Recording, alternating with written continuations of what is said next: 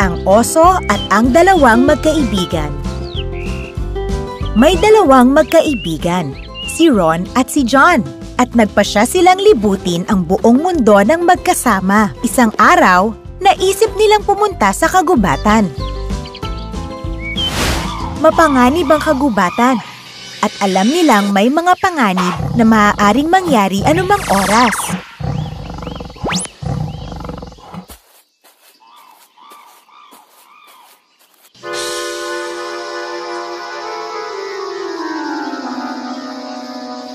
Kaya nangako sila na mananatiling magkasama kahit anong mangyari. Ilang saglit pa ay may narinig silang malakas na tunog mula sa isang malaking oso na papalapit sa kanila. Takot na takot ang magkaibigan.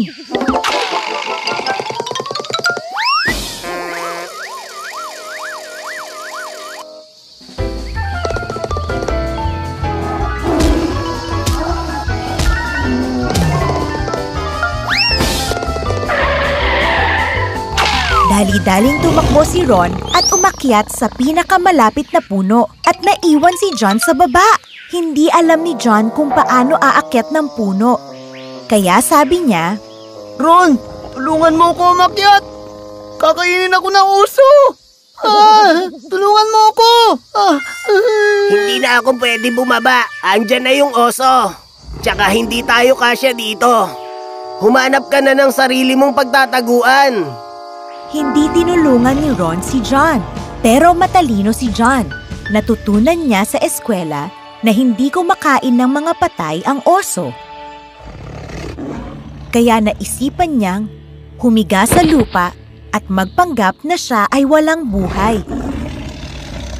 Lumapit ang oso kay John na nakahiga. Inamoy siya ng oso at ilang saglit pa ay umalis na ito. Dahil nga, hindi ginagalaw ng mga oso ang mga walang buhay. Pagkaalis ng oso, bumaba si John mula sa puno at tinanong ang kanyang kaibigan. Ano ang binulong sa'yo ng oso kanina? Pinayuhan niya akong huwag magtiwala sa mga kaibigang hindi totoo, na iniiwan ka sa oras ng pangangailangan. Ang Palakang Prinsipe.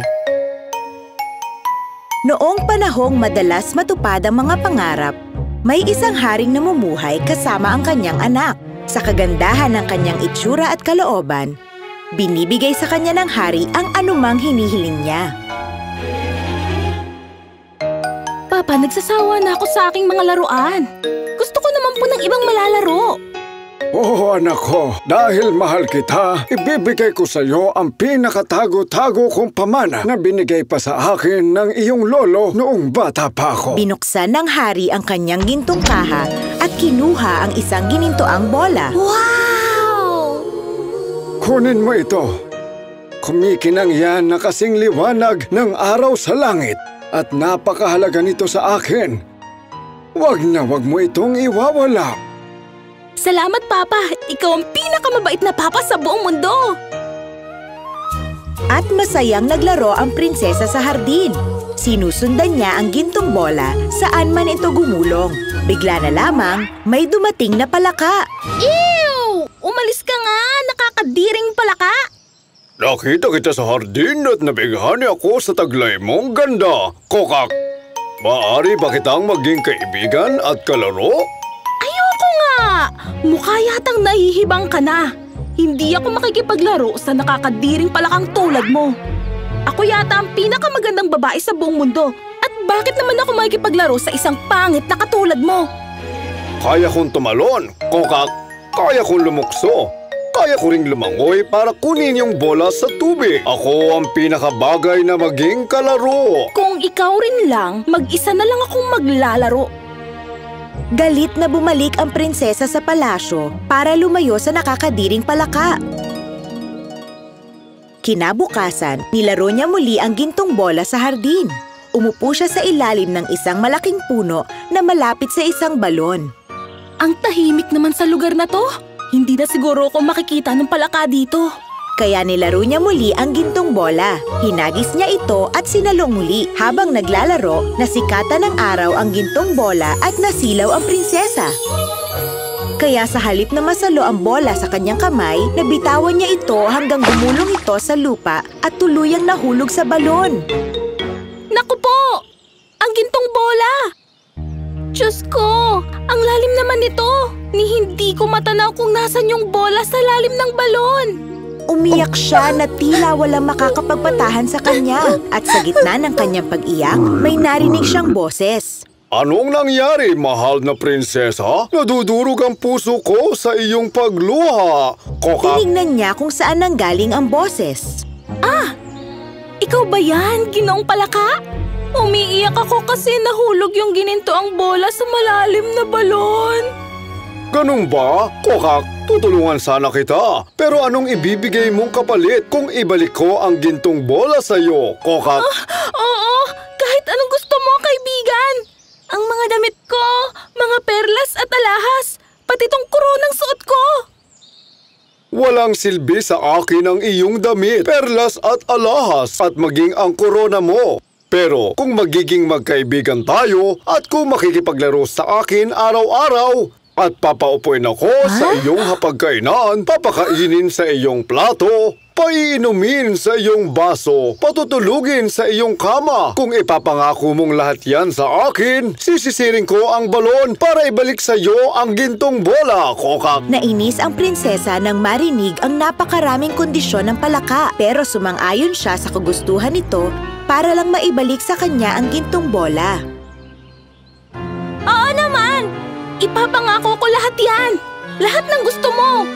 Kunin mo lang tong gintong bola! Nang marinig ang pangako, agad sumisid ang Palaka sa balon. Ilang saglit pa, lumutang itong muli, dala ang gintong bola sa kanyang bibig at nilapag ito sa damuhan. Tuwang-tuwa ang prinsesa nang makitang muli ang kanyang laruan. Kaya pinulot niya ito at dali-daling tumakbo. Teka, sandali! Hintayin mo ako! Hindi ako kasing bilis mong tumakbo! Kokak! Pero hindi siya pinakinggan ng prinsesa. Kinabukasan, habang kumakain ang prinsesa sa kanyang gintong plato kasama ang hari, may kumatok sa kanilang pinto. Mahal na prinsesa! Papasukin mo ko! Tumayo ang prinsesa upang tingnan kung sino ang kumakatok. Pero pagbukas niya ng pinto, nakita niya ang Palaka na naghihintay sa kanya. Hoy, pangit na Palaka! Sinong nagsabi sa'yong pumunta ka rito, ha? Agad niyang sinara ang pinto at dali-daling bumalik sa hapagkainan. Napansin ng hari ang kakaibang kilos ng kanyang anak. O anak, may problema ba? May higante bang kumakatok sa pintuan natin at andito siya para kunin ka? Hindi po, Papa. May nakakadiring Palaka. At anong kailangan niya sa atin? Nako, Papa. Nilalaro ko yung ginintoang bola kahapon malapit sa isang balon at nahulog yung bola sa tubig. Sisisirin daw ito ng Palaka sa kondisyong magiging magkaibigan kami. Nangako ko sa kanya pero hindi ko naman inisip na makakaya niyang kunin yung bola at sundan ako dito sa palasyo. At gusto niya pang pumasok. Mahal na prinsesa, buksan mo ang pinto. Nangako ka sa akin, hindi ba? Kailangang tuparin mo ang iyong pangako. Buksan mo ang pinto at papasukin ang Palaka. Binuksan ng prinsesa ang pinto at agad pumasok ang Palaka. Sinundan niya ang prinsesa hanggang sa kanyang upuan. Salamat, mahal na prinsesa. Buhatin mo ako para magkatabi tayo. Nainis ang prinsesa sa Palaka, ngunit nang makitang nakatingin ang kanyang papa, sumunod na lamang siya. Ayan, sa wakas, magkakasabay na tayong kumain. Hindi nasiyahan sa pagkain ng prinsesa, habang ang Palaka naman ay sarap na sarap dito. Pahingi pa nga ako ng sabaw. Ang sarap kasi. Ngayon lang ako nakakain ng ganyan sa buhay ko. Kokak! Naubos muli ng Palaka ang sabaw sa kanyang mangkok habang patuloy pa rin ang pagkayamot ng prinsesa. Maraming salamat, mahal na prinsesa. Busog na ako at gusto kong matulog. Dalhin mo ako sa iyong kwarto. Ayusin mo ang iyong kama para makahiga na tayo at sabay matutulog. Tumigil ka nga! Pwede bang umalis ka na dito sa palasyo ngayon din? Mahal kong anak, hindi angkop sa isang prinsesa ang ganyang pananalita. Nangako ka sa kaibigan mong Palaka at dapat mo itong tuparin. May isang salita ang mga maharlikang tulad natin. Yan ay isang kaugalian na dapat nating sundin. Galit na galit niyang pinulot ang palaka, dinala sa kanyang kwarto at nilagay sa ibabaw ng tokador. Diyan ka lang at huwag kang aalis. Kung hindi, itatapon kita sa gubat bukas. Pagod na rin ako at gusto ko sanang matulog ng komportable. Kokak, sige ka, isusumbong kita sa hari. Ang sama mo talaga! Kinuha niya ang palaka at buong lakas niyang hinagis ito sa pader. Nahulog ang palaka at agad na namatay. Naku! Gumising ka nga dyan, palakaka! Huwag mo akong takutin! Paulit-ulit na kinakalabit ng prinsesa ang palaka, pero matigas na bangkay na ito. Patay na ba talaga siya? Oh, Diyos ko, anong nagawa ko? Gumising ka na, Ginoong Palaka! Patawarin mo ako sa masama kong ugali! Pinulot niya ang palaka sa kanyang pag-iyak at hinalikan niya ito. At himalang nagmulat ang mata ng palaka at muling nabuhay. Bigla na lamang, nag-ibang anyo ang palaka at naging isang prinsipe na may nakakabighaning mga mata. Oh, Diyos ko! Sino ka? At nasan yung munting palaka? Huwag kang matakot. Ako yung palaka. At ngayon, isa na akong prinsipe. Ikukwento ko sa'yo. Makinig ka. Bago pa ito mangyari, masyado akong mayabang at mapanlinlang. Isang araw, nasa gubat ako at nanguhuli ng mga hayop. Bigla na lamang dumating ang diwata ng kagubatan. Walang awang prinsipe. Hindi mo dapat tinrato ng ganito ang mga hayop sa gubat. May karapatan din silang mabuhay katulad mo. Hindi nilikha ng Diyos ang magandang kalikasan para sirain mo lang. Ano bang kasalanan nila sa'yo? Wala kang galang makipag-usap sa akin. Hindi mo ba alam kung sino ako? Ako ang prinsipe ng kahariang ito. At sa akin ang gubat na ito. Bawat puno, bawat hayop at lahat ng nakikita mo ay sa akin. Baliw na prinsipe, pag-aari ng Diyos ang kalikasan. Diyos ang may likha ng mundo, hindi ikaw. Kaya wala kang karapatang pumatay ng mga inosenteng hayop. Tama na, Sasat. Tumabi ka dyan. Bigla na lamang, lumaki ng husto ang diwata ng kagubatan. Natakot ang prinsipe sa kanyang nakita.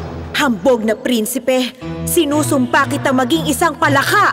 Hahabulin ka ng mga ahas at gagawin ka nilang pagkain, tulad ng ginawa mo sa kaawa-awang usa. Agad naging isang nakakadiring palaka ang prinsipe.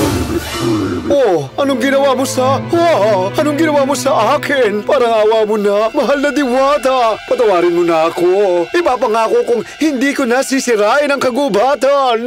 Magiging mabuti na ako sa mga hayop. Sige na, patawarin mo na ako. Marahil na pagtanto mo ang iyong kamalian, pero kailangan mo pa ring maparusahan. Bibigyan lang kita ng isang kondisyon. Opo, mahal na diwata. Kokak, tatanggapin ko ang kondisyon. Kailangang makahanap ka ng prinsesa na walang respeto sa mga kawawang nilalang at kumbinsihin siyang maging mabuti sa'yo. Kung magawa mong mabago ang kanyang ugali, saka ka lamang makakabalik sa pagiging prinsipe. Lubos na nahiya ang prinsesa sa kanyang ugali. Huwag kang matakot, aking prinsesa. Ipangako mo lang sa akin na maayos ka na makikitungo sa lahat ng nilalang. Magiging mabait ka sa iyong kapwa. Oo, mahal na prinsipe. Oh, mabuti kung ganun. At dahil nangako kang magiging mabait sa iyong kapwa, pwede ba akong humingi ng pabor? Oo naman, kahit anong gusto mo. Ikaw ang pinakamagandang babae na nakilala ko, mahal na prinsesa. Iniibig kita. Maaari mo ba akong pakasalan, Binibini? Walang pag-aalinlangan, binigay ng prinsesa ang matamis niyang oo sa kaakit-akit na prinsipe at kinasal sila sa pahintulot ng hari. Araw-araw nilang pinapakain at inaalagaan ang mga hayop at kalikasan. Masaya ang diwata ng kagubatan sa nakitang pagbabago sa mag-asawa. Magaling mga anak, napatunayan ninyo ang inyong kabaitan bilang mga likha ng Diyos. Likas ito sa lahat ng tao, ngunit ang mga nagpapakita lamang nito sa mundo ang tunay na pinagpapala. Naway lagi kayong patnubayan ng Diyos, ngayon at kailanman. At habang buhay silang namuhay ng masaya at mapayapa.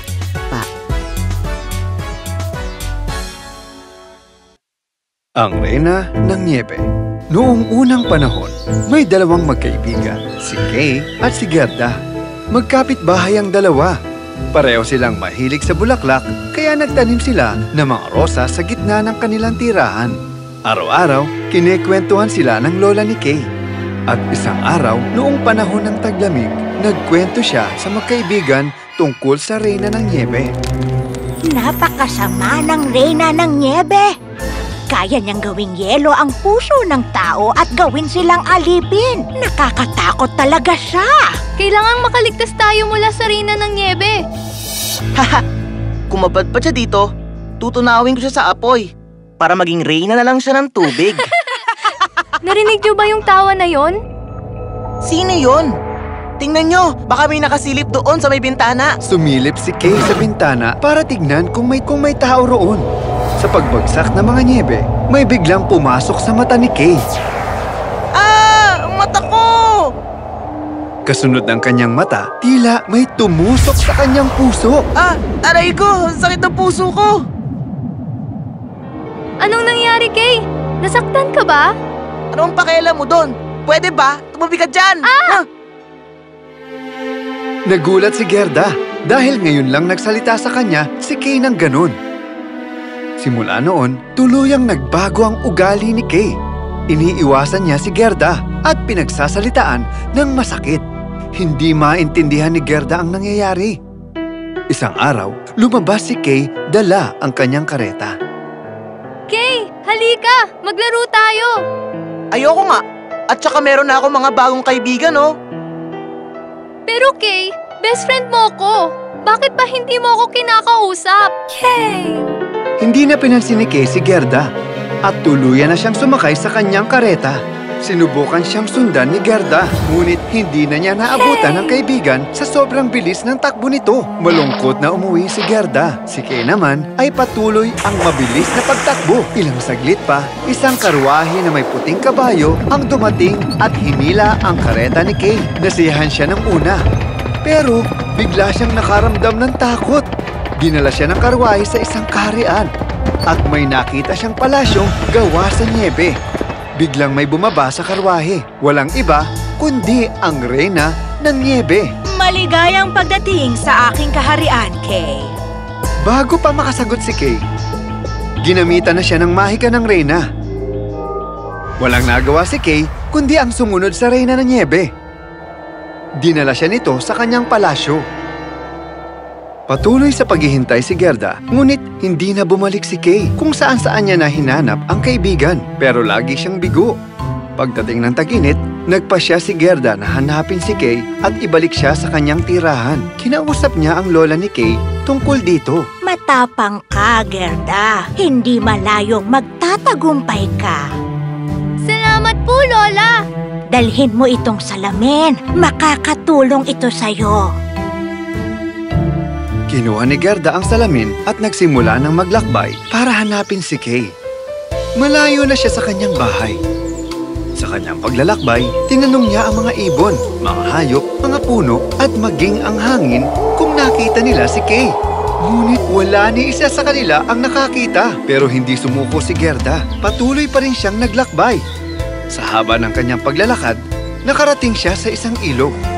Walang tao doon. Kaya naisip niyang tanungin ang ilog. Mahal na ilog! Nakita mo ba ang matalik kong kaibigang si Kay? Ilang araw na siyang nawawala. Walang narinig na sagot si Gerda. Nalungkot siya at naghanda ng umalis. Ngunit isang kalapati ang biglang dumating at dumapo sa kanyang balikat. Maaari kitang tulungan, ha? Pero bigyan mo muna ako ng kapalit. At umalis na ang ibon. Naisip ni Gerda na baka mensahe iyon mula sa ilog. Hinubad niya ang kanyang kwintas at hinulog ito sa tubig. Maya-maya pa, isang bangka ang dumating papalapit sa kanya. Walang nakasakay sa bangka. Sumakay si Gerda dito at mag-isang umandar ang bangka. Dinala nito si Gerda sa kabilang panig ng ilog. Bumaba si Gerda at nakita ang isang hardin. Isang magandang hardin na punong-puno ng mga bulaklak. Ngayon lamang siya nakakita ng ganong karaming bulaklak. Laking tuwa ni Gerda sa kanyang nakita. Pero napansin niyang walang bango ang mga bulaklak. Isang babae ang lumapit kay Gerda.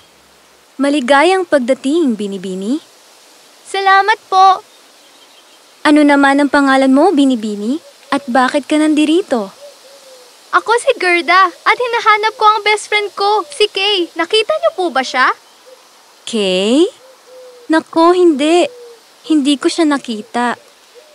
Oh, aalis na po ako kung ganon. Pasensya na po sa abala. Sandali lang. Anong pangalan ulit? Kay? May nakita akong batang lalaking dumaan dito. Sumama ka sa akin at sasabihin ko sa'yo kung anong nangyari. Binigyan niya si Gerda ng tsaa. Kinuwento ni Gerda kung paano nawala si Kay. Kinuwento niya rin ang tungkol sa Reyna ng Niebe. Oh, hindi. Ang Reyna ng Niebe. Isa siyang mangkukulam. Dahil sa kanya, nawala ng bango ang aking mga bulaklak. Gusto ko siyang turuan ng leksyon. Ilang saglit pa, sinimulang suklayin ng babae ang buhok ni Gerda. Mahiwaga ang suklay na ito. Nais ng babaeng manatili si Gerda doon dahil nalulungkot siya. Binura niya ang alaala ni Gerda gamit ang suklay. Nakatulog si Gerda at wala nang maalala pagkagising niya kinabukasan. Nasaan ako? Andito ka, aking anak, sa aking hardin. Hindi tumalab ang suklay ng babae sa busilak na puso ni Gerda. Nang makita niya ang mga rosas sa sombrero ng babae, naalala niya si Kay at ang kanyang pakay. Pasensya na po. Kailangan ko nang hanapin si Kay. Aalis na po ako. Sinubukan niyang pigilan ng babae, ngunit buo na ang desisyon ni Gerda. Bumalik siya sa bangka at sumakay na rito. Umandar ang bangka, ngunit hindi niya alam kung saan ito pupunta. Mahal na ilog, ituro mo sa akin ang tamang daan. Wala pang ilang segundo. Dumating ang isang uwak at pinayuhan siyang pumahilaga. Sinundan ni Gerda ang uwak. Naglayag siya sa malayelong dagat at nakakita ng isang barko. Umakyat si Gerda sa barko. Makakarating kaya ako sa palasyo ng Reyna ng Niebe? Isang babaeng pirata ang tumambad sa harap ni Gerda. Teka sandali, nagwawala ka ba bata? Nasa barko ka ng mga pirata. Kinuwento ni Gerda ang tungkol kay Kay at sa Reyna ng Niebe. Naawa ang babaeng pirata sa kanya. Hindi mo na mapapalabas si Kay mula sa palasyong yun. Kalimutan mo na siya. Hahanapin ko siya kahit anong mangyari. Hindi ko iiwan ang kaibigan ko. Alam mo, wala akong mga kaibigan. Kaya sana dito ka na lang kasama ko. Pero, bilib ako sa determinasyon mo. Tutulungan kitang hanapin ang kaibigan mo. Kinabukasan, binigyan siya ng usa ni Gerda. Ito ang pinakamabilis na usa sa buong kaharian. Dadalhin ka niya sa palasyo ng Reyna ng Niebe. Maraming salamat! Tapusin mo na ang yelo ng bruha na yon! Turuan mo siya ng leksyon! Sumakay si Gerda sa usa. Pagkatapos ng mahabang paglalakbay, nakarating siya sa isang iglo. Nakita niya doon ang isang matandang lalaki. Dala mo ang salamin, hindi ba? Nagulat si Gerda sa kanya narinig. Hindi niya alam kung paano nalaman ng matanda ang tungkol sa salamin. Kinuha niya ito at ipinakita sa matanda. Matutulungan ba ako nito sa Reyna ng Niebe? Pero mahiwaga ang salaming ito. Pinapakita nito ang katotohanan at pawang katotohanan lamang. Kinuwento ng matanda kay Gerda ang kasaysayan ng Reyna ng Niebe. Noong bata pa lamang ang Reyna ng Niebe, tunay siyang mabait at masayahin. Kung saan siya magpunta, humahalimuyak ang mga bulaklak. Kumikislap ang kanyang mga mata sa tuwing siya'y ngingiti. Kakaibang bata si Lila, yun ang kanyang pangalan. Ngunit pinagkamalan siyang mangkukulam sa kanilang lugar. Kaya hindi pinapayagan ang ibang batang makipagkaibigan sa kanya. Kaya laging malungkot si Lila. Hindi nagtagal na puno ng galit at puot ang kanyang buhay. At isang araw, sumumpa si Lila. Lahat ng mga api sa akin, magiging yelo sila. Sinusumpa ako. Nagtayo siya ng kastilyong yelo malayo sa kahit sino. Namuhay siyang mag-isa nang walang nagmamahal at walang minamahal. Huwag mo siyang papatayin. Bagkus, patayin mo ang kanyang masamang pag-iisip. Tutulungan ka na mahiwagang salamin. Kung mapapaalala mo kung sino siya, maliligtas mo ang iyong kaibigang si Kay. Nakarating si Gerda sa palasyo ng Reyna. Nakita niya si Kay sa isang sulok, naglililok ng eskulturang yelo. Oh, Kay! Sa wakas, nakita ulit kita, kaibigan ko. Ako ito, si Gerda. Hindi mo na ba ako nakikilala, Kay? Tinignan lang siya ni Kay at hindi sumugot. Biglang dumating ang Reyna ng Niebe. Tulad ng lahat ng narito, matigas na yelo na ang puso niya. Umalis ka na. Alipin ko na siya ngayon. Iwan mo siya kung ayaw mong maging taong yelo. Kay, umuwi na tayo! Sabik na kaming makasama ka ng lola mo! Sumama ka na sa akin! Halika na! Pumatak ang luha ni Gerda sa kamay ni Kay. Naramdaman ni Kay ang pagmamahal ng kanyang kaibigan at unti-unting bumalik ang kanyang mga alaala. Gerda? Oo, syempre naman, kilala kita. Huwag kang mag-alala, naaalala ko ang lahat. Biglang dumating ang Reyna ng Niebe. Kaya kinuha niya ang kanyang magic wand para parusahan si Gerda. Pero ginamit ni Gerda ang mahiwagang salamin upang tablahin ang sumpa. Tuluyan nang nawala ang sumpa. Tumingin ang Reyna sa mahiwagang salamin ni Gerda. Pero imbis na makita ang sarili, nakita niya rito ang mukha ng isang batang babae. Bumalik na ang busilak na si Lila. Salamat Kay at Gerda. Dahil pinaalala niyo sa akin kung sino talaga ako.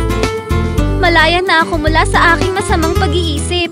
Nagpaalam na sina Kay at Gerda kay Lila at naglakbay pabalik sa kanilang tahanan. Jungle Book. Noong unang panahon sa isang kagubatan sa Afrika, iba't ibang uri ng hayop ang masaya at mapayapang naninirahan dito. May isang tribo na nakatira malapit sa kagubatan. Isang gabi, nagpasya ang pilay na tigring si Shere Khan na pumunta sa tribo para kainin ang mga naninirahan dito. Tinakot niya ang mga taga-tribo sa kanyang malakas na dagundong.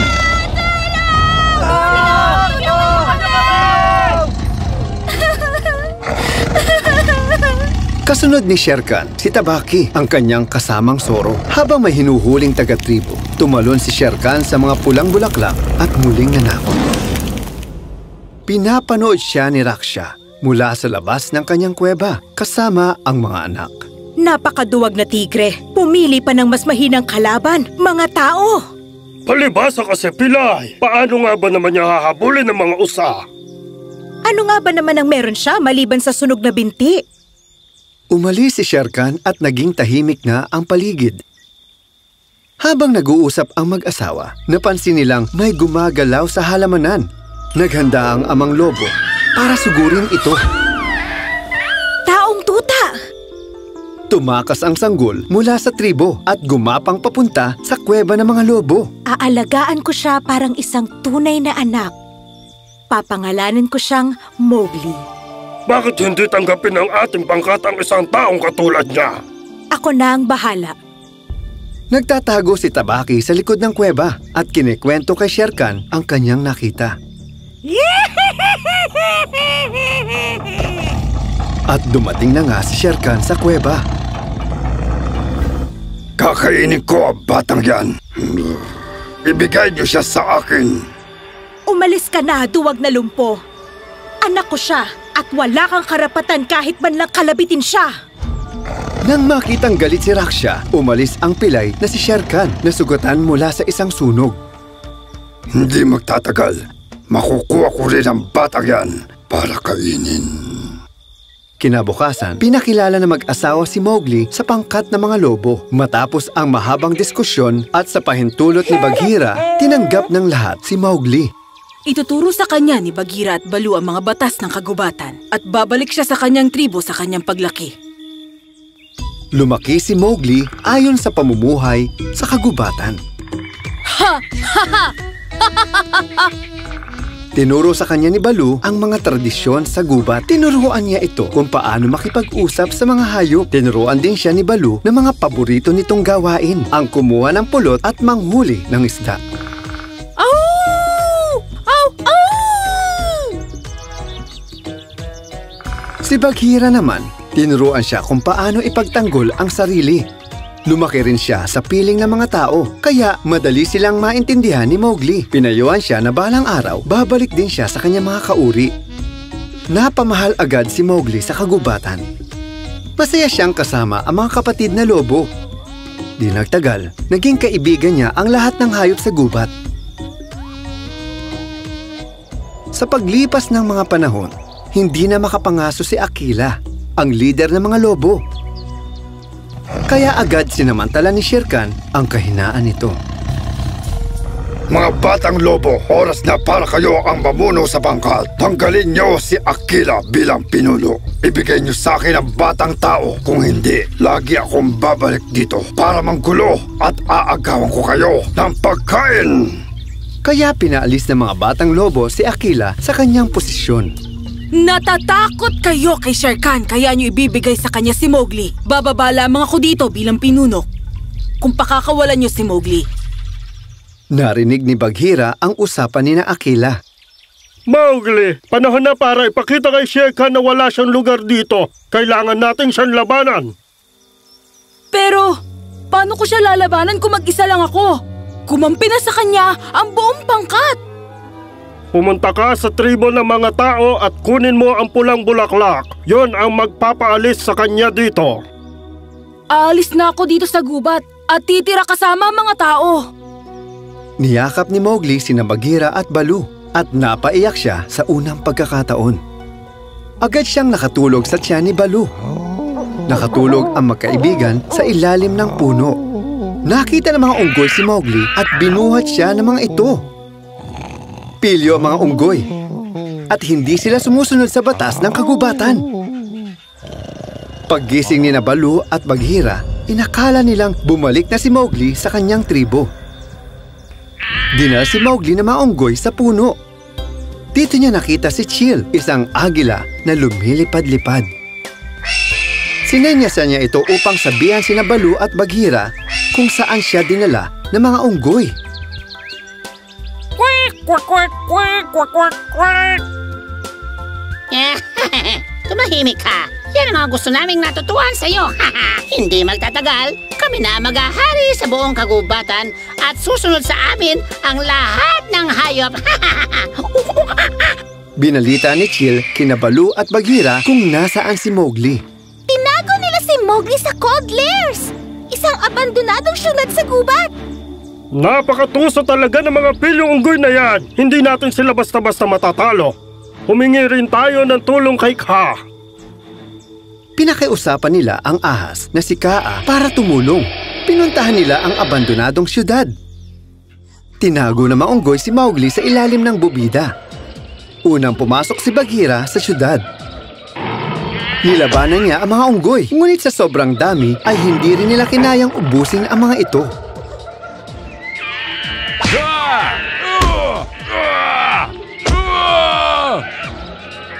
Magtago ka sa may lawa. Ako na ang bahala sa mga hayop na ito. Isa-isang hinagis ni Baloo ang mga unggoy. Ngunit hindi rin niya kinaya ang sobrang dami ng mga ito. Umupo ang mga unggoy sa tiyan ni Baloo at pinagtulungan siya ng mga ito. Dumating na rin si Kaa at ginulat ang mga unggoy sa kanyang paswit. Natakot ang mga ito at umakyat sa mga puno.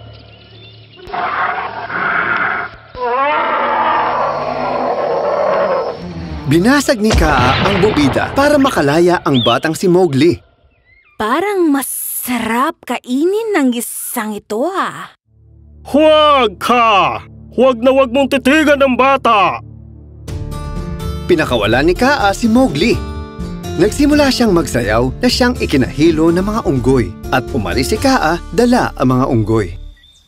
Hindi na yata talaga ako bagay dito sa gubat. Kailangan ko nang umalis sa lalong madaling panahon. At nagpaalam na si Mowgli kay Bagheera at Baloo at naglakbay papunta sa tribo. Noong una, takot ang mga tao kay Mowgli. Galing sa gubat ang batang ito. Baka manloloko ang isang yan. O isa siyang mangkukulam. Napaka-inosente ng batang ito. Bakit niyo ba siya hinuhusgahan? Halika anak, doon ka sa bahay ko tumuloy. Agad namang natutunan ni Mowgli ang buhay sa nayon. Natutunan din niya ang kanilang lingwahe. Binigyan siya ng trabahong magpastol ng mga baka. Lagi silang nakikita nila Bagheera at Baloo sa bulubundukin. Ngunit isang araw, ang kanyang kapatid na lobo ang sumalubong sa kanya. Nanganganib ang mga pangkat namin. Isa-isang pinapatay ni Shere Khan ng mga lobo. Pinagkanulo niyo ako noon kay Shere Khan. Bakit naman ako makikinig sa inyo ngayon? Hindi nga tayo magkadugo, pero tinuruan kami ng nanay na ituring kang kapatid. Kailangan natin maghiganti. Ano? Si nanay?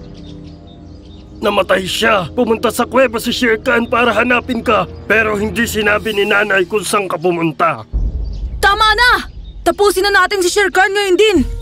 Dinala ni Mowgli ang mga alagang baka sa bundok kung saan nagtatago si Shere Khan. Sumakay siya sa kalabaw patungo sa bundok. Pagdating doon, sinalubong sila ni Akela, ang tunay na pinuno ng pangkat. Dalhin mo ang ilang baka sa kabilang dulo. At dito ko naman patatakbuhin ng iba. Hindi na makakatakas si Shere Khan. Tulad ng napag-usapan, pinakawalan nila ang mga baka patungo kay Shere Khan. Nayanig ang buong bundok sa kanilang mga yapak. Nang marinig ni Shere Khan ang malakulog na yabag, naghanap siya ng paraan para makatakas. Ngunit wala siyang makitang maaari nilang daanan at hindi na siya makatakas. Mabilis na tumakbo ang mga hayop papunta kay Shere Khan. Natisot, nadapa at nadaganan si Shere Khan. Nabaon siya ng mga toro sa lupa. Nadaganan siya ng mga baka. Hindi na niya nagawang makatakas pa. Yun na ang naging katapusan ni Shere Khan. Ang kalaban ng mga tao at hayop sa kagubatan. Yay! Woo! Yeah! Ha ha ha! Kinuha ni Mowgli ang balat ni Shere Khan at bumalik sa pangkat ng mga lobo. Nang makita ng mga lobo ang balat ni Shere Khan, nagbunyi ang mga lobo sa kanilang pagkapanalo.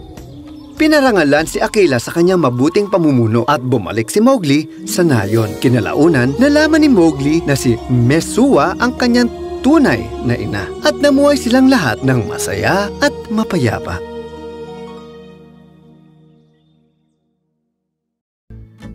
Puss in Boots. Sa isang malayong lugar, nakatira ang isang magsasaka at ang kanyang tatlong anak na lalaki. Ang bunsong si Marky ang kanyang paboritong anak. Ngunit nang namatay ang kanilang ama, iniwan niya ang gilingan sa kanyang panganay, isang asno sa pangalawang anak at ang pusang si Puss sa kanyang bunso. Tinuwanan ng mga nakakatandang kapatid si Marky at hinayaan na lamang mabuhay mag-isa. Dismayado siya at hindi malaman kung bakit pinamanahan siya ng ama ng isang pusa. Hi, Puss. Ano bang gagawin ko sa'yo? Hindi ko nga mapakain ng sarili ko. Wala akong gilingan o alagang asno. Paano ba ako mabubuhay? Pero, laking gulat ni Marky sa susunod niyang nakita. Huwag ka mag-alala, Master. Tutulungan kita. Puss! Nagsasalita ka! Kinakausap ako ng isang pusa. Marami pa akong kayang gawin, Master. Bigyan mo lang ako ng bag at isang pares ng bota at ipapakita ko sa iyo ang kaya kong gawin. Nabigla si Marky at nag-isip kung paano siya makakakuha ng bag at isang pares ng bota. Ngunit nagkaroon siya ng pag-asa na maisip niyang nagsasalita ang pusa. O sige, Puss. Ibibigay ko sa iyo ang isang bag at isang pares ng bota. Pakita mo sa akin ang kaya mong gawin. Kinuha ni Marky ang kanyang natitirang pera at pumunta sa isang sapatero. Nagulat ang sapatero sa kakaibang hiling ni Marky. Bota para sa iyong pusa? Sigurado ka ba? Aba, oo naman! At binigay na kay Puss ang kanyang bag at pares ng bota. Ngayon, Puss, nakuha mo na ang iyong hiling. Ano ang gagawin mo? Bago ang lahat, hahanap ako ng hapunan natin. Pumunta si Puss sa lugar kung saan alam niyang may mga kuneho. Naglagay siya ng mga carrots at litsugas sa kanyang bag at iniwan ito sa lupa. Nagtago siya sa likod ng puno at naghintay. Ilang saglit pa, may mga kunehong lumapit sa nakabukas na bag at kinain ng mga gulay sa loob nito. Lumabas si Puss mula sa likuran ng puno at biglang itong isinara. Huli kayo! Dinala niya ang mga kuneho kay Marky. Ito na ang ating hapunan. Puss, nakahuli ka ng kuneho. Salamat! Nagluto sila ng masarap na hapunan na may tira pa para sa sunod na araw. Kinabukasan, hindi nagpahinga si Pus at lumabas siya muli upang manghuli pa ng mas maraming kuneho tulad ng una niyang ginawa. Habang naglalakad pa uwi, naisipan niyang bumisita sa palasyo ng hari. Hinarangan siya ng mga gwardya ng palasyo. May dala akong mga regalo para sa mahal na hari. Siguradong hindi siya matutuwa kapag nalaman niyang pinigilan niyo ako. Aba, isang pusang nakabata at nagsasalita. Aba, matutuwa nga ang hari dito.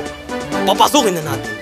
Pinanood ng mga gwardya si Pus habang naglalakad papasok ng palasyo. Hanggang sa nakita niya ang hari, ang reyna at ang prinsesa na nagulat sa kanyang pagsasalita. Kamahalan, ako si Pus. Alagang pusa ng aking among si Marky ng Carabas. Hatid ko ang regalo mula sa aking amo bilang simbolo ng kanyang paggalang. Naway tanggapin niyo, kamahalan. Oh! Ang mahiwagang pusa! Ikinagagalak naming makilala ka! Sabihin mo sa amo mo na tinatanggap namin ang regalo at nagpapasalamat kami sa kanya. Salamat, kamahalan. Naaliw ang prinsesa sa mahiwagang pusa na may bota. Tatawagin ka naming Puss in Boots. Frego, huwag nating hayaang umalis si Puss dito nang walang kinain. Bigyan mo ng pinakamasarap nating gatas at krema. Ginawa ni Frego, ang serbidor, ang inuutos sa kanya. Nabusog si Pus sa lahat ng krema at gatas na nakain niya. Bumalik si Pus kay Marky at ikunento ang lahat ng nangyari. Puss and Boots. Nakilala mo ang maharlikang pamilya? Sabihin mo, kamusta naman ang mahal na prinsesa? Oo, kasing ganda niya ang mangkok ng gatas at kremang pinatikim niya sa akin. Matamis ang boses at mabuti ang kalooban. Kailan mo siya pakakasalan, Master? Ako? Amo mo nga ako, pero hindi naman ako prinsipe. May mga prinsipe na may malalaking palasyo lang ang bagay para sa kanya. Hindi sumagot si Pus. Araw-araw siyang pumupunta ng palasyo para magdala ng regalong kuneho para sa hari. Mabilis kumalat ang balita tungkol kay Pus, ang mahiwagang pusa na naghahanap ng hapunan para sa kanyang amo at nagbibigay ng mga regalo sa hari. Sa kabilang dako, isang higante ang nakatira rin sa isang palasyo. Isang higanteng wala nang mas lalaki pa. Walang kahit sinong lumalakad sa kanyang dinadaanan at ang mga humaharang, kinakain niya ng buo. Pero buong tapang pa rin siyang dinala ni Pus.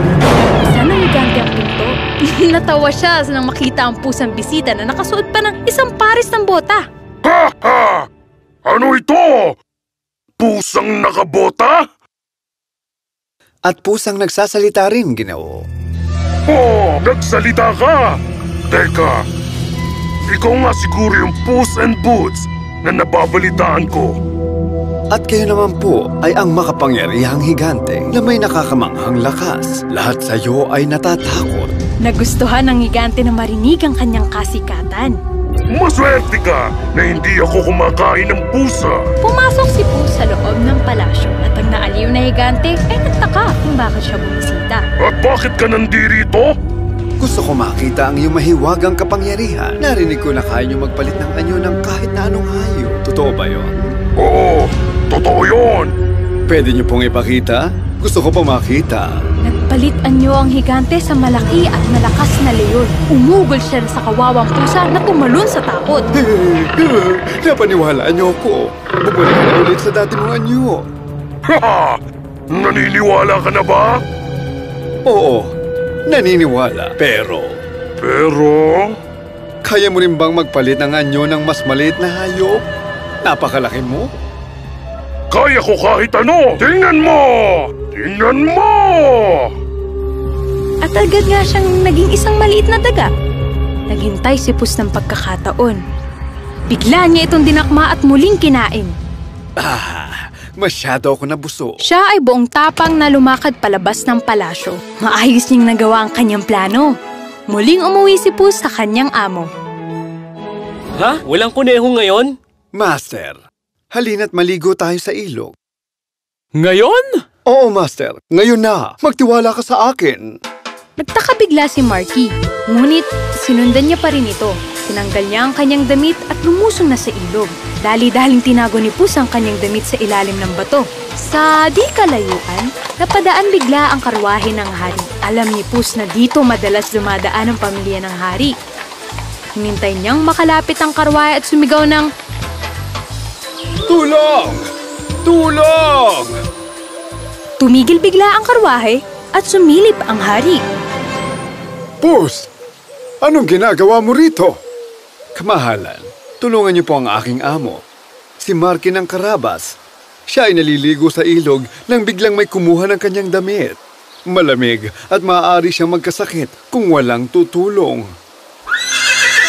Mga kawal, kumuha kayo ng disenteng damit at ibigay niyo kay Marky ng Carabas. Siguraduhin niyong siya ay tuyo at nasa mabuting kalagayan. Agad pumunta ang mga kawal dala ang damit na para sa kanya. Sinalubong nila ang ama ni Puss in Boots at muling binihisan. Nagmistulan siyang prinsipe nang siya ay bihisan. Sumilip bigla ang prinsesa at nakita siya ni Marky sa unang pagkakataon. Wow! Napakakisig at napakagwapo naman ni Marky ng Carabas. Ang mahal na prinsesa. Napakaganda niya pala higit sa inaakala ko. Nabaling muli ang tingin ni Marco sa hari at siya ay nagbigay pugay. Maraming salamat, mahal na hari. Salamat din. Ikinagagalak kong makilala ka, Marky ng Carabas. Sulit ang mga regalo mo sa amin araw-araw. Marami pa tayong pag-uusapan, ngunit umuwi muna tayo. Habang nagmamasid, naisipan bigla ni Puss na kausapin ang hari. Kamahalan, mas mabuti sana kung kayo ay dumalo sa kaharian ng aking master. Hindi ba, master? Nagulat si Marky sa sinabi ni Puss. Palasyo natin? Tumango si Puss habang nagtataka si Marky. Muling nagtiwala si Marky kay Puss. Opo, kamahalan. Malugod ko po kayong iniimbitahan sa aking palasyo. Kamahalan. Magaling! Tayo na! Sumakay si Marky sa karwahe. Mabilis na tumakbo si Puss papalayo. Patungo sila sa lupaing pagmamay-ari ng higante.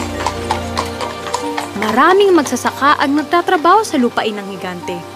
Nakita sila ni Puss at binalaan. Kayong mag-ingat, paparating na ang hari. Kung magtatanong ang hari kung sino ang may-ari ng lupaing ito, sabihin niyong pagmamay-ari ito ni Marky ng Carabas. Kung hindi, puputulan kayo ng ulo. Napatango na lamang ang mga magsasaka sa takot. At hindi nagtagal, ay dumaan na ang hari. Napansin ng hari ang mga magsasaka at tinawag sila. Sino ang nagmamay-ari sa lupaing ito? Kanino kayo nagtatrabaho? Marky ng Carabas, kamahalan. Namangha ang hari at ang pamilya nito. Master ng Carabas, napakagandang lupain. Salamat po, kamahalan. Narating na nga nila ang kaharian ng higante. Handa na si Puss na salubungin sila. Narating na nga nila ang kaharian ng higante. Handa na si Puss na salubungin sila. Napahanga ang hari at ang kanyang pamilya sa ganda ng palasyo. Wow! Isang napakagandang palasyo! Siyang tunay! Napagtanto ni Marky na yun na nga ang kanyang palasyo. Kamahalan! Maligayang pagdating sa aking palasyo ng Carabas. Tuloy kayo at kami ay saluhan. Sa araw na iyon, si Marky at Puss in Boots ay naging punong abala sa pagdating ng hari at napuno ang mesa ng iba't ibang pagkain. Kinuha ni Puss ang tahuan ng higante at naghain ng masarap na hapunan para sa lahat. Si Marky at ang prinsesa ay hindi maiwasang magkatinginan. Alam nila na natagpuan na nila ang tamang lalaki para sa kanilang anak. Kinausap ng hari si Marky. Narinig ni Marky ang mga kataga na hindi niya inaasahan. Kamahalang Marky, tinatanong kita bilang isang ama at hindi hari. Gusto mo bang pakasalan ng aking anak? Kamahalan, kinalulugod ko pong maging kabiyak ang iyong anak. Si Marky at ang prinsesa ay ikinasal. At ang anak na magtitistis ay naging prinsipe. Si Marky ay nagpasalamat na isang pusa ang iniwan ng kanyang ama. Hindi na maling nanghuli ng kuneya si Puss in Boots. Nakatira si Puss kasama ang prinsesa at ang prinsipe. At masayang namuhay sa palasyo.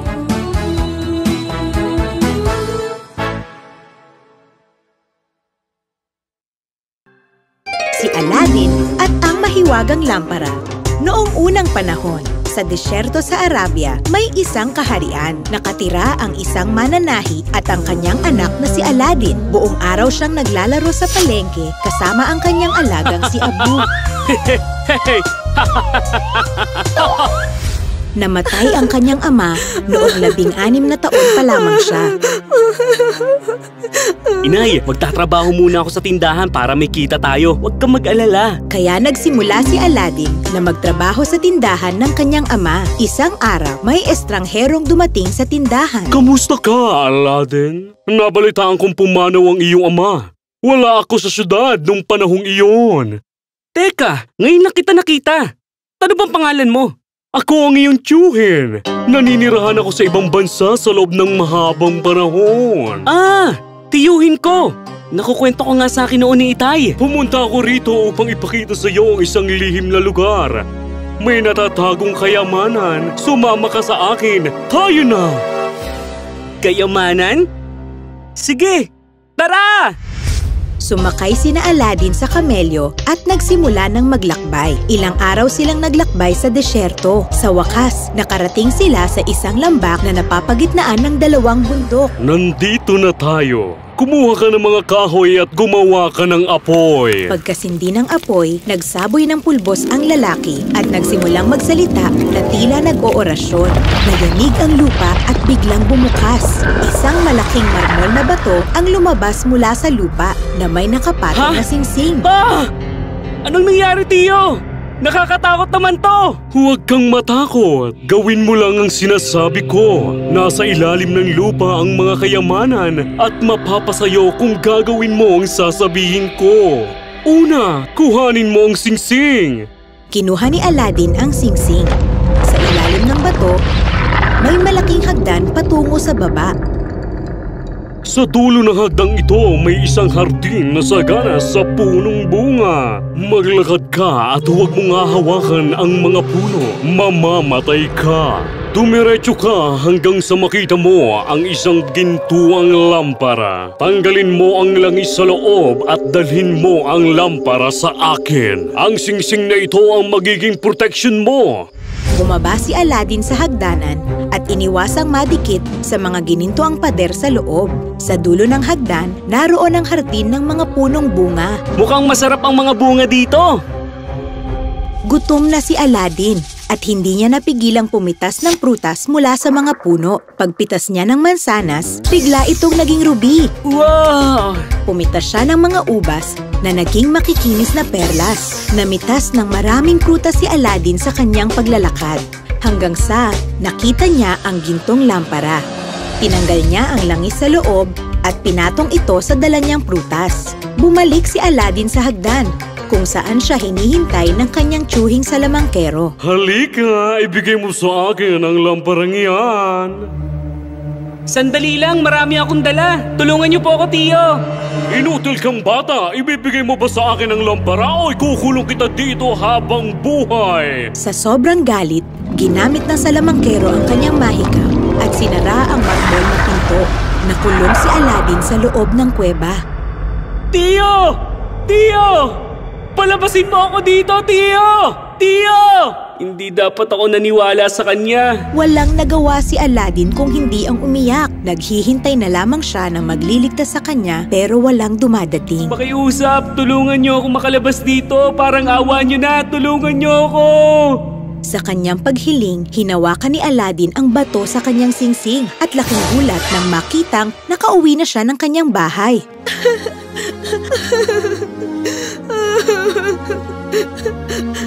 Saan ka ba nanggaling at ang tagal mong nawala? Kung saan-saan lupalop kita hinahanap. Kinuwento ni Aladdin ang buong pangyayari at pinakita ang kanyang kayamanang nakuha sa kuweba. Luma na ang lamparang ito. Kiniskis niya ang lampara para luminis ito at nagulat siya nang may lumabas na isang genie.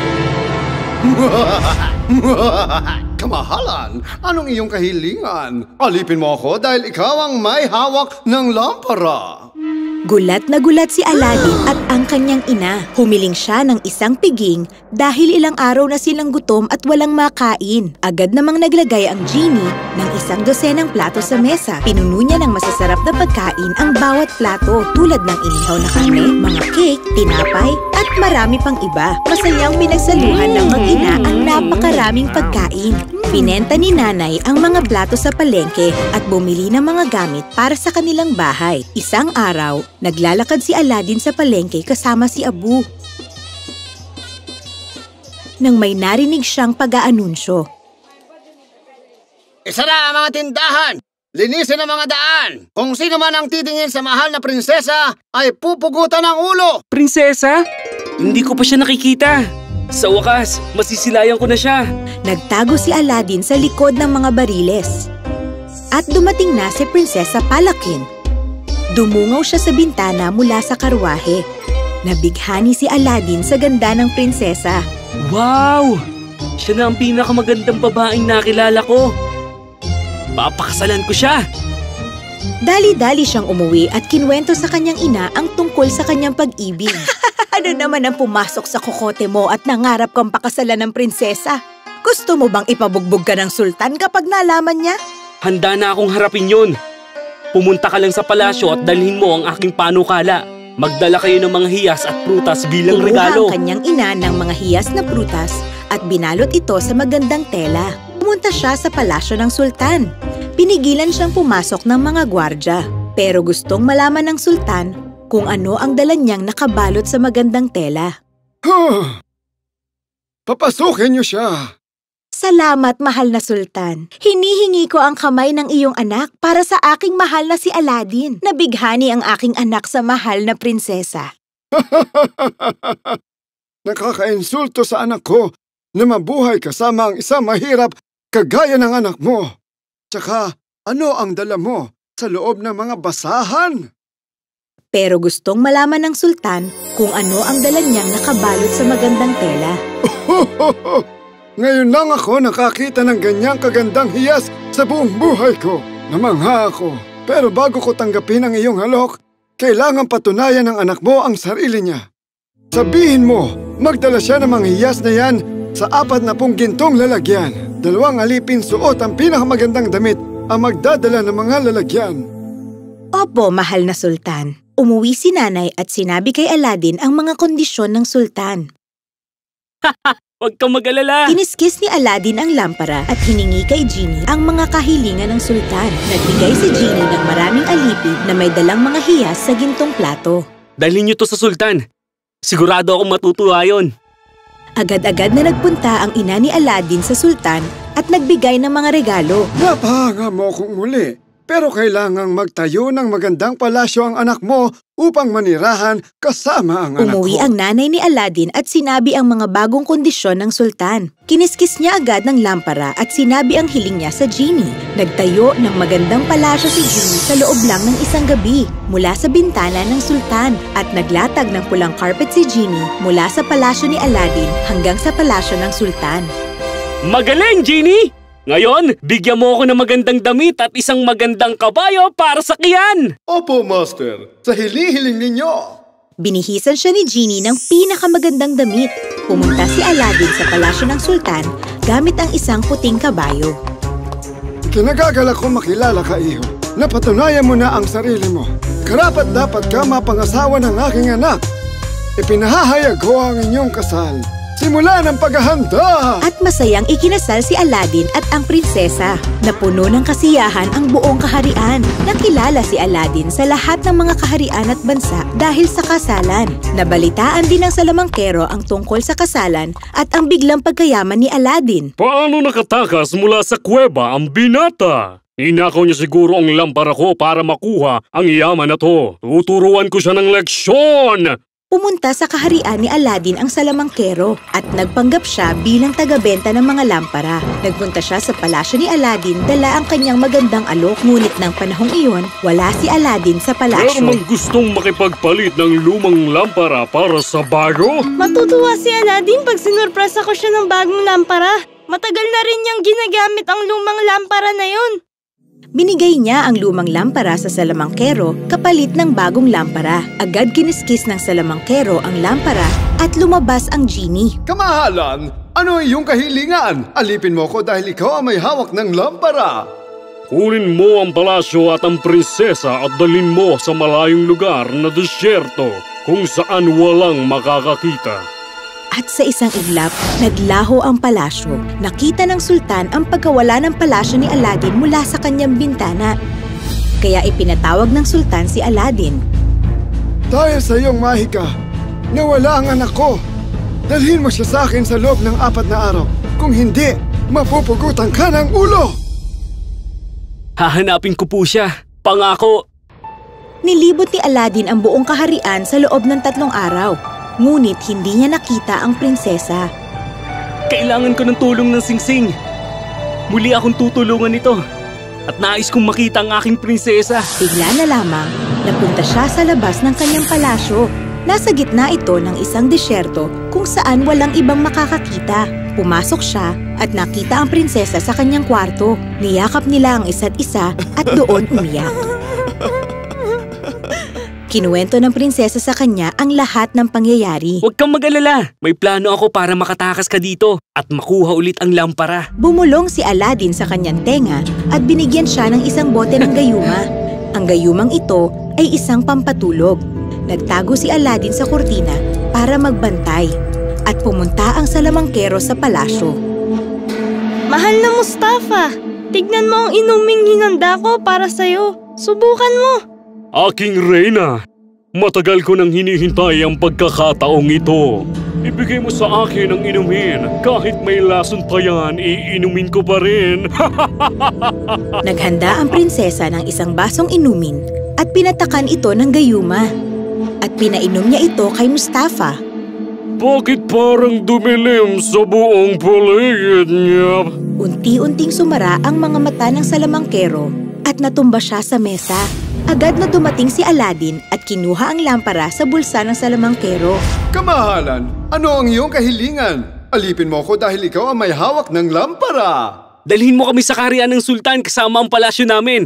At iwan mo na ang salamangkerong ito sa gitna ng disyerto kung saan hindi na siya maaaring tumakas muli. Tinupad ni Genie ang hiling ni Aladdin at nakabalik na sila sa kanilang kaharian. Nang masaksihan ang katapangan ni Aladdin, binigay ng sultan ang kanyang korona dito. Isang engrandeng seremonya ang ginawa para kay Aladdin at namuhay silang lahat ng mapayapa.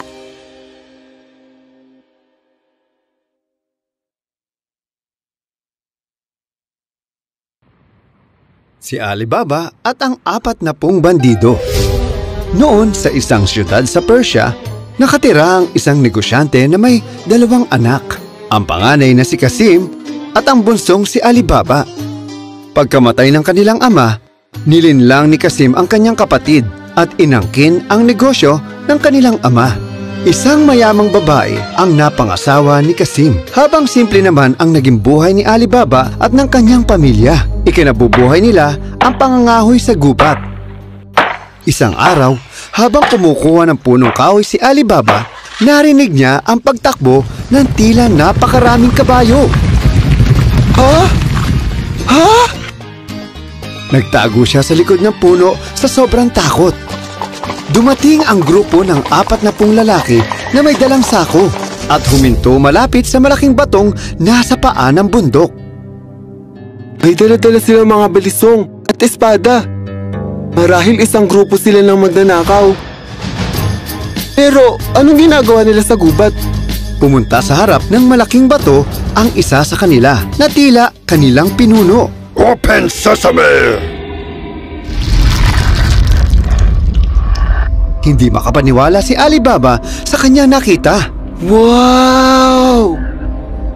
At bumukas ang pinto papasok sa isang madilim na kuweba. Pumasok ang mga bandido sa kuweba at sumara na ang pinto sa likuran nila. Gulat na gulat si Alibaba at hindi nagawang igalaw ang katawan sa sobrang takot.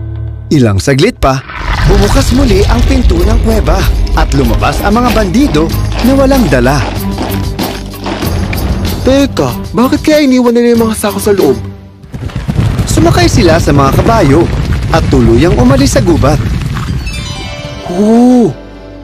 Dito nila tinatago ang mga ninakaw nila. Hindi nakatiis si Alibaba at nagpasyang pumasok sa kuweba. Tumayo siya sa harap ng pinto at sumigaw. Open Sesame! Gaya ng kanina, bumukas ang pinto at pumasok si Alibaba sa madilim na kuweba. Tumpok-tumpok ang mga ginto at pilak, mamahaling kubyertos, mga diamante, perlas at marami pang iba na ngayon lang nakita ni Alibaba sa buong buhay niya. Oh! Tila isang panaginip ang lahat para kay Alibaba. Pero totoo ang kanya nakikita. Kuha ako ng konting ginto. Hindi na yan mapapansin ng mga bandido. Pinuno niya ang isang sako ng ginto at naglakbay na pauwi.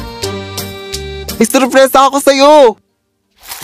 Ibinuhos niya ang ginto sa isang palayok. Nagulat ang kanyang asawa sa dami ng gintong kanyang nakita. Ninakaw mo ba ang mga gintong ito? Mahabang kwento. Wala naman akong ninakaw. Kasi nakaw yung gintong yan. Bibilangin ko kung ilan ito. Hindi mo mabibilang yan. Pumunta ka sa bahay ni Kasim at humiram ka na lang ng timbangan. At pumunta nga ang asawa ni Alibaba sa bahay ng kanyang kapatid. Pahiramin mo naman ako ng timbangan ngayong gabi at bukas na bukas ibabalik ko agad sa'yo. At ano naman ang titimbangin mo? Wala naman, mga palay lang. Tusong babae ang asawa ni Kasim. Nagduda siya at hindi naniniwalang palay ang titimbangin na mag-asawa. Kaya nilagyan niya ito ng pandikit bago ibigay sa kanyang hipag. Tinimbang na mag-asawa ang mga ginto at masaya sa dami ng gintong naiuwi ni Alibaba. Mayaman na tayo! Mabibili na natin ang lahat ng gusto natin! Maghunos dili ka! Paghinalaan nila tayo! Walang sino man ang dapat makaalam ng sikreto natin! Sumang-ayon ang kanyang asawa sa kondisyon. Ngunit kinabukasan, natuklasan ng asawa ni Kasim ang kanilang lihim. Nang makita niya ang timbangan, agad niyang sinabi kay Kasim ang tungkol sa tagong yaman ni Alibaba. May tinatagong ginto si Alibaba. At saan naman niya nakuha yon? Kailangang malaman ko. Hindi makatulog si Kasim sa sobrang inggit, kaya agad siya pumunta sa bahay ni na Alibaba. Ali, kamusta ang mahal kong kapatid? Gusto ko lang malaman kung meron kang kailangan. Huwag ka mahihiya. Handa akong tumulong sa iyo anumang oras. Alam mo naman, andito lang ang iyong kuya sa iyong tabi. Oh, ikaw pala kuya. Natutuwa ako na nandito ka pero mayaman na ako ngayon. Kaya wala na akong kailangan sa'yo. Mayaman? Paano nangyari yun? Hindi maitago ng inosenteng si Alibaba ang katotohanan sa kanyang kuya. Kaya sinabi niya ang lahat kay Kasim, ang mga bandido at ang kuweba. Wow! Maganda yan! Pupunta ako doon bukas. Total, responsibilidad kong alagaan ang mga kayamanan mo. Ako na ang bahala doon. Ano nga ulit ang sasabihin ko para bumukas ang kuweba? Open Sesame! Open Sesame! Open Sesame! Tatandaan ko yan. Open Sesame! Kinabukasan, umalis si Kasim papunta sa kuweba. Dala ang 4 na bisiro para magdala ng ginto. Magiging mayaman pa ako sa mayaman! Nang makita niya ang timbangan. Open Sesame! Nakarating siya sa kuweba at sumigaw. Nakamamangha! Hindi ka panipaniwala! Napakaraming ginto! Mga mamahaling bato! Kukunin ko lahat ito at iuuwi! Pinuno niya ng ginto at bato ang mga sako. Ngunit nang papalabas na siya ng kuweba, tila meron siya nakalimutan. Ano nga pala ulit yung sasabihin ko? Open barley. Open wheat. Buksan mo ang pinto. Buksan mo ang pinto. Tulungan niyo ako. Sa sobrang tuwa, nalimutan ni Kasim ang salitang sasabihin at tuluyan nakulong sa loob ng kuweba. Ilang saglit pa, narinig niya ang tunog ng mga paparating na kabayo. Bumalik na ang 40 bandido sa kuweba. Open Sesame! Pagbukas ng pinto, nakita nila si Kasim na naghihintay sa loob ng kuweba. Hindi na nagtanong ang pinuno at agad niyang pinatay si Kasim at iniwan ang bangkay nito sa kuweba. Pinuntahan ng asawa ni Kasim si Alibaba para sabihing nawawala ang kapatid niya. Punta siya sa kuweba. Pupunta ako doon para hanapin siya. Pumunta sa kuweba si Alibaba at doon nga nakita ang bangkay ng kanyang kapatid. Hindi! Sinakay niya si Kasim sa bisiro at inuwi sa bahay. narinig ng kasambahay na si Morgiana ang tungkol sa nangyari. Walang dapat makaalam kung bakit at paano siya namatay. Pupunta ako sa doktor para humingi ng gamot para sa kanya. Para kunwari may sakit siya. At bukas ng umaga natin ipapaalam na patay na siya. Pumayag ang lahat sa plano ni Morgiana. Ngunit paglipas ng ilang araw, hindi kinaya ng asawa ni Kasim ang kalungkutan. Kaya namatay din ito. Wala na akong pagsisilbihan sa bahay na ito. Pahintulutan niyo sanang mamasukan ako sa inyo. Alam ni Alibaba na matalino si Morgiana at makakatulong ito sa hinaharap. Kaya pumayag siyang mamasukan si Morgiana sa kanila. Kinabukasan, dumating muli ang mga bandido sa kuweba. Nasaan ang bangkay? Meron pang ibang nakakaalam ng ating sekreto. Pinaghirapan natin ang kayamanang ito buong buhay natin. Kaya bago ito maubos, kailangan malaman natin kung sino ang kalaban. Pumunta kayo sa nayon at hanapin ninyo kung sino ang namatay nitong mga nakaraang araw. Tulad nga ng inutos ng kanilang pinuno, nagpunta ang mga bandido sa nayon. Isa sa kanila ang pumunta sa doktor. Magandang araw, doktor. May kakilala ka bang taga rito na namatay nitong mga nakaraang araw? Oo, si Kasim. Binigyan ko siya ng gamot para sa sintomas na sinabi sa akin ng kanyang kasambahay. Pero namatay pa rin siya. Nakakaawa. Tama ka, nakakaawa nga. Saan ba siya nakatira? Wala na nakatira doon sa bahay nila. Pero may kapatid siya, si Alibaba. Nakatira siya malapit sa gubat. Naghinala ang bandido na baka si Alibaba ang kumuha sa bangkay ni Kasim mula sa kuweba. Kaya pumunta siya sa bahay nito nung gabi. Walang tao sa paligid. Minarkahan niya ang pinto. Balik kami dito ng mga kasama ko at papatayin namin ang lahat ng nasa bahay. Kinabukasan, nakita ni Morgiana ang marka sa kanilang pinto na pagtanto ng dalaga na nanganganib ang buhay ni na Alibaba. Kaya minarkahan niya ang lahat ng pinto sa lahat ng bahay sa kanilang kalsada. Pagsapit ng gabi, dumating ang mga bandido. Pero nalito sila dahil lahat ng bahay ay may pare-parehong marka. Kaya umalis silang bigo at dismayado. Bukas, ako na mismo ang hahanap at papatay sa kanila. Nagpasya ang pinuno ng mga bandido na hanapin si Alibaba. Pero dahil matalino siya sa iba, hindi niya minarkahan ang pinto. Pero tinitigan niya itong mabuti para tiyakin na hindi niya ito malilimutan. Kumuha siya ng 40 bisiro at 40 bariles. Nilagyan niya ng langis ang isang bariles. At sa ibang bariles, doon pinagtago ang mga bandido. Pagkatapos, nagpanggap siyang isang nagbebenta ng langis. At pumunta siya sa bahay ni Alibaba. Sino pong hinahanap niyo, Ginoo? Nagbebenta ako ng langis sa iba't ibang panig ng Asya. Inabutan na ako ng gabi, kaya naghahanap ako ng lugar na pwedeng matuluyan ngayong gabi. Ang pagod ka na mula sa iyong biyahe, ah. Hindi ka, pumasok at magpahinga dito. Susuriin ko muna ang mga bariles na dala mo. Aba, sige. Bakit naman hindi? Kailangang siguraduhin ang kaligtasan ng mga magandang dilag na tulad mo. Nabuksan ni Morgiana ang unang bariles na may lamang langis. Napanatag ang kanyang loob. Nakahinga ng maluwag ang kanilang pinuno at pumasok na sila sa loob ng bahay. Naghanda si Morgiana ng masarap na hapunan para sa bisita. Habang naghahain, napansin ni Morgiana ang singsing sa kamay ng bisita. Nalaman niyang kapareho ito ng singsing mula sa kayamanang galing sa kuweba. Kaya naghinala muli si Morgiana. Pinuntahan niya ang mga bariles at kumatok sa mga ito. Pwede na ba kaming lumabas, Kapitan? Nalaman ni Morgiana ang buong plano. Tinignan niya ang mga bariles at nakita ang isa sa mga bandidong nakatago dito. Kinuha niya ang mga bariles na may langis at pinakuluan sa kalan. Tapos, binuhos niya ang kumukulong langis sa bawat bariles.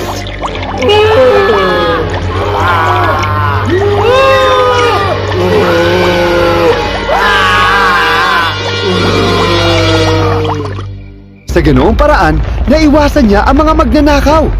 Kinagabihan, pinuntahan ng pinuno ang kasama sa mga bariles. Ngunit pagbukas ng mga bariles, nagulat siya sa kanyang nakita.